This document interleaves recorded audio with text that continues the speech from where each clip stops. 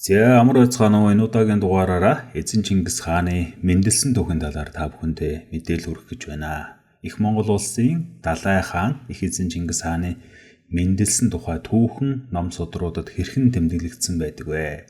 За бидний хамгийн сайн мэдих Монголын нуус товчонд тэмдэглэхдээ тэр цагт Есүхэ Баатар татарын Тэмүүжин үгээ хорийн бухаа зэргийн татар хүнийг барьж ирэхэд жирэмсэн байсан өөлөн үжин онны Дэлүүн болдог гэдэг газар Чингис хааныг төрүүлжээ. Чингис төрөхдөө баруун гартаа шагаан чинээ нүж атхан төржээ. Татарын Тэмүүжин үгийг барьж ирэх цаг тохиолдож төрөөгөж Тэмүүжин нэрийг өгчээ хэмээн тэмдэглэсэн байдаг. За Их Ян улсын Мандсан төрийн хөх судар гурамсан түүхэн ормаан буюу бидний мэдхээр Инжинашийн хөх сударт ийхүү тэмдэглэжээ. Өгээлэн их гинэт ургаа сангалзан тоолон үзвээс чивхийдл 10 сар дүүрч хөнгөжих цаг болсон тул хэдий анх нэрайлах боловч хэвэл өвдгийн байдлыг шинжвээс харж завдахгүйгээ мэдээд яаран ичнээ далд шиг нүмер газрыг ирж ичээд дарив тайцуу богдыг мэндэлвэ гэж. Тайцуу богд гэдэг нь эзэн Чингис хаан Тэмүүчнийг хэлээд байгаа. Энэ нь хар морин жилийн 4 сарын 16-ны морин цаг ажгүй гэж. Жарчуудаа 9 өнгийн унд тос тарг зөөхийгөр үлгийг мэлааж ийм бэлгэл рүү. Зээ тэрш сайхан үлгийг твтснээр тэнгэрийн үрст тэмцэл үл халдтугай. Бургасан модны үлгийг твтснээр богдын үрст буртаг үл болтугай. Хас сайхан үлгийг твтснээр хан хөвүүн чи хамгийн эзлэгч хаан сууж олныг амуултугай. За Рашид ад-Дины шаштрын чуулганд бас тэмдэглэсэн байгаа. Чингис хааныг эснэж ахуй үлзийт цагт Есүхэ Баатар татарыг сэргэлж байсан ажгүй. Тэрвэр татарын тэргүүн Тэмүүжин үгээ хорийн бухаа нарыг устгаад эд уурс ихийг олзлон харж ирэхүүд нь Чингис хаан мэндэлсэн байжгүй. Үүнийг тэрвэр бэлгшээж хөвүүнийг Тэмүүжин гэж нэрийдчихвэ. За дараагийн нэг их сурвалж нь Монгол татарын 13 дугаар дайны дуулал буюу түүхийн эд ном нь Тэмүүжин төрсөн тухай маш дэлгэрэнгүй өгүүлсэн байдаг. За энэ тухай онгодоо сонсч байсан зүйлсээ тоймдлон та бүхэнд хүргэе. Ягаад тэгэхээр энд их хүн мартахааргүй их хэцүү төрөлт болсон юм байна лээ. Мэдээж хэрэг онгодын яриа учраас энэ бол одоо 100% үнэн эсвэл худлаа гэж бол би баталж өгөөсгөж чадахгүй. Гэхдээ ерөнхий агуулгаараа өмнө нь дурдсан түүхэн их сурвалжуудын мэдээнээс зөрдөггүй харин түүнийг илүү тодолсон шинжтэй байдаг учраас маргах мэтгэлцэх зүйл гарахгүй байхаа гэж бодож байна. За тэр цаг Чонсын 27 хотгийн нэг болох Бисүд рүү татарууд гинтийн довтлогоо ээж дайн байлдаан болж байгаа. За энэ үед Есүхэ Баатар цөөн өрхөөр оторт гараад явж ийсэн. Тэгээ дайны мэдээ хүлээ авангуудаа даруйхан цэргүүдээ цуглуулаад татартай хатгалдахаар явдаг. За ингээд оторт байсан өрх их хүрээтэйгээ нийлэх гээд явах замдаа өөлөн үжний төрөх хугацаанд болоогүй байдалд уншиж эхэлсэн гэдэг. За тиймээс гэрээ өнлөн босгоод ургийг амрааж ихийг тайвшруулахыг оролцсон ч уншилт арилаагүй. За өнлөн босгоно гэдэг нь болохоор эхлээд гэр хэлбэрээр нь бол босгож чадаагүй зөвхөн өн босгоод за энэ хугацаанд бол ингээд тайвшраад өвдөлт нь байхгүй болох байхаа гэж найдсан ч гэсэн өвдөлт уншилтнууд арилаагүй. За тэгээд энд ураг дутуу хоногтой төрхөндөө гэж бүгдээрээ сандралцсан гин. За тэгэхээр нүүдлийн замд Дэлүүн болдгийн дэргэд Тэмүүчин мэдлэгээр бож байгаа. За тэр үед ихэнх газарт бол цас буусан байсан ч гэсэн Дэлүүн болдог цас ерөөсөө байгаагүй. Зүлгэн ногооноороо байсан. Гайхалтай байсан. Тийм өртэй, нүмертэй дулаахан байсан. За тийм ч учраас Есүхэ Баатарын тэр дулаан газрыг сонгон хонио таргалуулахаар оторлж байсан байна. За өөлөн үжиний хувьд хүүхэд төрөх цаг нь болоогүй байхад төрөх гээд байна гэд эцгийг нь нэрэл төрүүлэхгүй гэд хүүхдээ хавчиж нилээн гүрийсэн гин.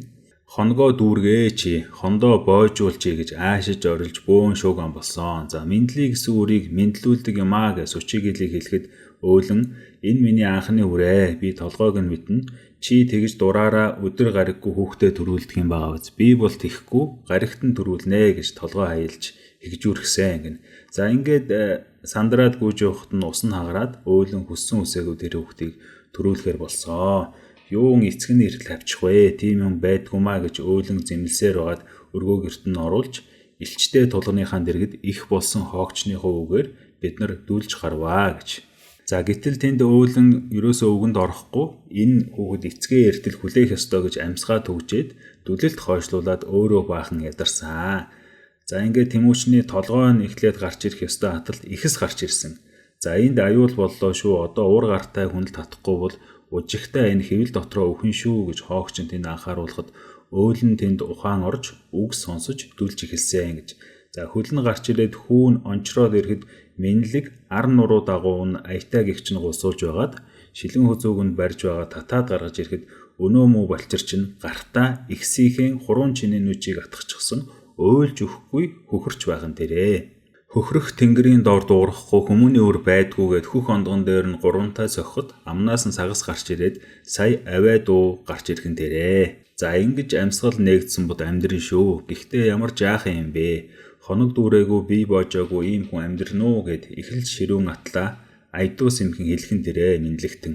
За энэ үгийг сонсоод өөлөн өршөөгөөрөө ээжигээ өршөөгөөрөө хөхөртөл чинь төрүүлэхгүй гэж хоригдсныг гэд тэнд үг дуу тавьж гарсаа. Ингээд ихэс төрүүлж гарсан тул судас ханзраад өөлөн үжин маань доошоогоо цус алдаад хідэн тогоо болсон. За гэгэн наран мэд царайнд цэвэр хөх болоод өөлөн үжнийг алдах нэ гэж бид их сандарсан. За тэнд Минлэг үрийг нь би мэдье. Сучигид минь ихийг нь чи мэдгээд тэнд их үр хоёрыг амьд минь авч үлдэх гэж баахан үйл болсон гэж байгаа. За яг энэ үед бол Дардайн хүрээний цэргүүдээр замчлуулаад Урайн хаан жарчуудаа өгөн 3 настай зэлмээ хөвгөө дагуулад тэр отрын хүрээнд ирж байгаа үйл явдал гарна. За тэнд хоогчин жарчуудаа зайран баг балчаар дагуулад иржээ. Олон хүний зовлон арилгаж үхэл болоо төрхийг үдсэн зайрын хүмүүн нөөлөг болноо. Тусыг асуу гэхэд тэнд жарчуудаа өргөөнд орж ирж өөлөнг үздэг. За их тэнхэрвэл үр тэнхэрдэг юм аа гэд ихийн судсыг бариад цус тогтоогч шихүү цэцгийн ундаг гаргаж өөлөнд буцалган уулгасан. За чи амьсгаагаал жигд байлгуул цус чин тогтно шүү. Аз уулж өвөлд төрлөө. Холгүйхэн цас байгаа. Минлэгтэн минь мордож ир. Наад өрийн чин заяаг би харин холбохоо мэдээ гэж тэнд хэлсэн. Тэгээ цас авчирч хэвэлд нь хүүтэнжийн тавих юм бол тэр сагаад байгаа цус зогсноо гэж тооцоолсон. За ингээд Минлэг морио унан цас олж ирэхээр явна. За харин нөгөө амьсгаан жигдрэхгүй байгаа өрийг галын элчинд 9-төө хураалж тэнгэрээс буух цаг нь болоогүй тэртээ их жаргалын орол газарт хөрсдөх болоогүй тэртээ их цадгийн туйлсаар 81 хоног нарны иээлээ хүрт навсгаа олбог твтгэхгүй намбхан хааны дөрөөр амьдар гихчлэн ариун их өрөөлийг гаригтаа дүүртэл уншихад үрийн хэм дүүрч амьсгалан жигдэрсэн гэж. За ингээд хаан заяатай бүлгөө харцын синтэд буумгүй ихэс заяатай бүлгөө эдэртний олбогт унахгүй тэнгэртээ өсөг үрмэнэ гэж дуудлах, тайлах ихийг хийсэн жарчуудаа. За тэгээд тэрний дараа жарчуудаа өрийг хоогчонд өгч үрийн амьсгал нь одоо жигдэрлээ. Одоо ихтэн амлуулаа гэж нэгэн гаригийн дараа хоогчны гарт өгөөд бие бүлээдсэн өөлн тэнд Тэмүүчинг амлуулсан түүхтэй гэнэ. За ингээд жарчуудаа бургасаар нэг үлгийг зангилж ирээд энэ хүүхэд газрын хүүхэд биш ээ. Тэнгэрийн хүүхэд. Тэнгэрт нь байх ёстой жамаар нь өсөг ахаа минь гэд бургасан үлгийг бэлгэлж тэндээс нар хурайлуулан 81 хоног үрийг өн тоолон өдөр бүхэн бүдээцүүлж өндийлгсэн түүхтэй. За ийм нэг түүхийг онгод дээсүүдээс сонсч байснаа та бүхэнд хүргэж байна. За тэгээ их сурвалж нь бол түүхийн илт номон дээр байгаа. Та бүхэн өөрсдөө тэр номноос уншиж болно. Яг энэ түүхийн илт уран сайхны кино хийх гээд онгодуудаас бид нар тухайн цаг үеийн түүхийг асуугаад явж байгаад энэ түүх миний одоо санаанд их тод үлдсэн байдаг. Тэгээ ер нь их эзэн Чингис хааны мэндэлсэн талаар бусад ном судруудад юу гэж бичсэн юм бэ гэд нэхэж уншиж судлахад бол за тэр өмнөд дурдсан 3 судрыг бол уншиж үзье. Ерөнхий түүх нь бол зөрөөгүй, морин жил төрсөн, дэлгүүн бол төгтөрсөн.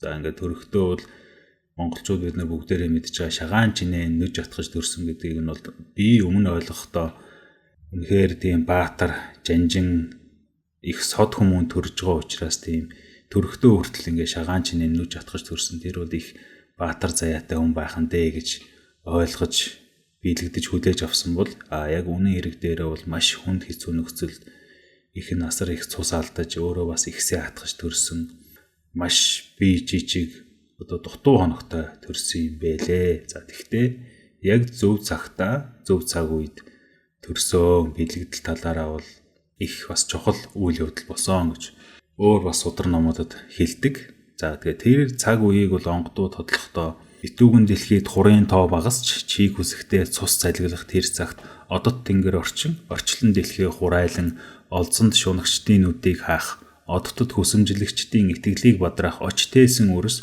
аюул дунд өрлөж ахуй дунд торнож байваа гэж хэлсэн байдаг. Энэ цаг үед мэндэлж өсөж бойдсон үрс ирээдүйд их Монгол улсыг байгуулж инх хамгаалсан цагийг авчирч дэлхийн талыг дагуулахдаа хүн хүнээ боолчлох ёсыг эзэлсэн улсуудаасаа халж устгасан түүхэн гавьяатай байдаг. За эзэн Чингисийн байгуулсан энэ өргөн удам нутаг дэвсгэрт 18 настай онгоо охин алт эрдэнэс дүүрэн ачаад наран мандхаа шингэх хүртэлх явхад аюул осол үгүй зорьсон газартаа очдог тийм инх хамгаалсан цагийг бүтээсэн их түүхтэй. За энэ бол монголчуудын бүтээсэн их амар амгалан юм аа.